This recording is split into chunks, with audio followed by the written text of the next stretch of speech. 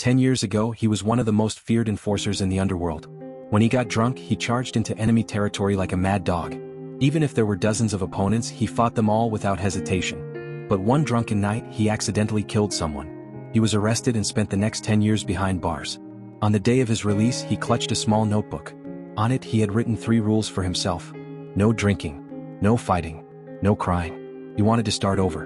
He wanted to be a better man. After leaving prison, he returned to the small restaurant from his past. As he hesitantly pulled back the curtain, he saw the woman who had always treated him like a son. She greeted him with a bright, welcoming smile.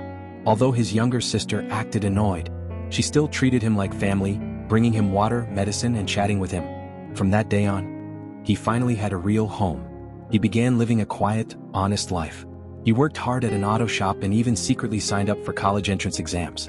A police officer friend, suspicious of his transformation, investigated him in secret, only to realize he had truly changed. But the past had no intention of letting him go. One of his former subordinates, now a big-shot real estate developer named Chairman Cho, wanted to forcibly demolish the family restaurant. At first he endured it. He backed down. All he wanted was to protect the home he had finally found. But the gangsters broke into the restaurant, trashed the place, and even knocked his mother to the ground. The former underling, now trying to bring him back to the gang, was rejected. Chairman Cho, enraged, sent 2 men, one to take him out, the other to deal with his mother. Then the worst happened. His mother went to confront Cho, bringing a diary belonging to her deceased biological son, a book filled with records of Cho's criminal activities.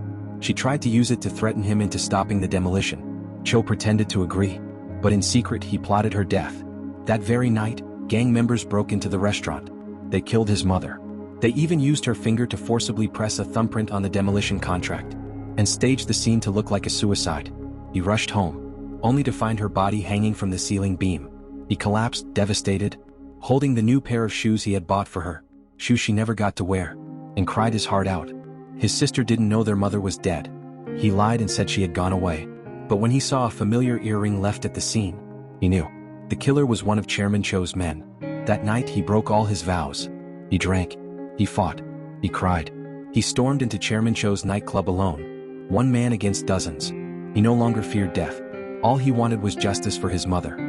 After a brutal battle, he reached Chairman Cho, said nothing, and beat him senseless with pure rage. In the end, he avenged his family. But that night, his soul was utterly consumed.